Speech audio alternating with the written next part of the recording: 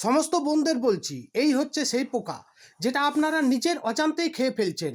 এই পোকার নাম কোচিনিয়াল পোকা, আর এটা দিয়েই তৈরি করা হয় লিপস্টিক। ক্যাকটাসে এই পোকা রেখে যখন অনেক জন্মে তখন শুকিয়ে পাউডার বানিয়ে কার্মাইন ডাই রঞ্জক তৈরি করে তা থেকে লিপস্টিক তৈরি হয়। যদি আপনার লিপস্টিকের পেছনে কার্মাইন লেখা থাকে তাহলেই বুঝবেন এটা ওই পোকা থেকে তৈরি। সবাইকে শেয়ার করে এই খবরটি জানিয়ে দিন।